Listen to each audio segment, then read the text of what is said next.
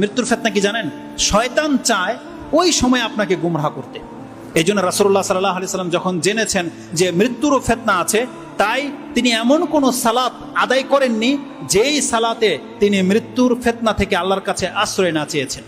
ইমাম মুসলিম সেই হাদিসটাকে কোট করেছেন যে রাসূল সাল্লাল্লাহু আলাইহি ওয়াসাল্লাম বলেছেন, যখনই তোমরা শেষ তাশাহুদে বসো, তাশাহুদ দরুদ শেষ হয়ে যাওয়ার পরে তোমরা চারটা জিনিস থেকে অবশ্যই আল্লাহর কাছে আশ্রয় চাইবে। তার একটা হচ্ছে আল্লাহুম্মা ইন্নী আউযু বিকা মিন ফিতনাতিল মাহিয়া ওয়াল মামাত। আল্লাহ, আমি তোমার কাছে জীবন এবং মৃত্যুর ফিতনা থেকে তোমার কাছে আশ্রয় চাচ্ছি। এটা অত্যন্ত জরুরি। মৃত্যুর ফিতনা থেকে যে ব্যক্তি আশ্রয় না চাইবে, সে মৃত্যুর ফিতনায় পতিত হয়ে যেতে পারে। ওই সময় আল্লাহ সুবহানাহু ওয়া তাআলাকে সে গালি দিয়ে ফেলতে পারে। ওই সময় সে মুখ দিয়ে কালেমা নাও বেরোতে পারে, সে মুখ থেকে যা ইচ্ছা তাই বেড়ে যেতে পারে। শয়তান তাকে বিভ্রান্ত করবে। এই জন্যে আল্লাহ চাইলে আবার আপনাদের সাথে দেখা হবে কিনা জানি না, তবে এই মৃত্যুর জন্যে, ভালো মৃত্যুর জন্যে দুইটা কাজ আপনারা করবেন। মৃত্যুর ফিতনা থেকে আল্লাহর কাছে সবসময় আশ্রয় চাইবেন, আর সবসময় আল্লাহ সুবহানাহু ওয়া তাআলার প্রতি ভালো ধারণা রাখবেন। আল্লাহ আপনার সাথে যা কিছু করেছে আপনি মেনে নেন যে আল্লাহ, আমি তোমার উপর সন্তুষ্ট।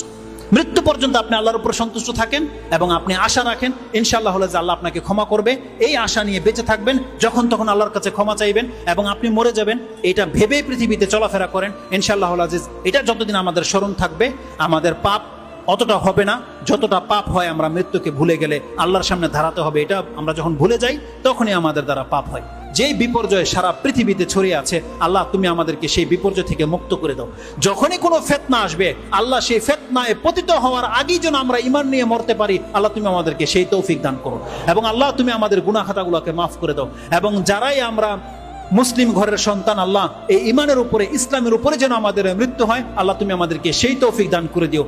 সর্বশেষ একটা আয়াত শুধু বাকি থেকে গেছে, এটা বলাই হয় না, যেটা শুরু করেছিলাম, আর এটা প্রত্যেক খুতবায় আপনাদেরকে শোনানো হয়। কি? ইয়া আইয়ুহাল্লাযীনা আমানুত্তাকুল্লাহা হাক্কা তুকাতিহি ওয়া লা তামুতুন্না ইল্লা ওয়া আনতুম মুসলিমুন। দেখো, মরবে তো সবাই। বান্দা, আল্লাহ আমাদেরকে মেসেজ দিয়েছে, বান্দা তুমি মুসলমান হইয়া মইরো, মুসলিম না হইয়া তুমি মইরো না।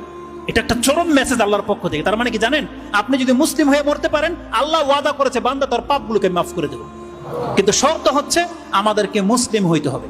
ইসলামের বিপক্ষে কোনো কথা বলবেন না, আল্লাহ এবং কোরআন রাসূল ইসলামের বিপক্ষে কোনোদিন পদক্ষেপ নেবেন না। আমাদেরকে মুসলিম হয়ে মরতে হবে, তারপর আল্লাহর কাছে ক্ষমার আশা করতে হবে। আল্লাহ সুবহানাহু ওয়া তাআলা যেন আমাদেরকে ক্ষমা করেন। ইয়া রাব্বাল আলামিন, সুবহানা রাব্বিকা রাব্বিল ইজ্জাতি আম্মা ইয়াসিফুন ওয়া সালামুন আলাল মুরসালিন, আলহামদুলিল্লাহি রাব্বিল আলামিন। আসসালামু আলাইকুম ওয়া রাহমাতুল্লাহি ওয়া বারাকাতুহু।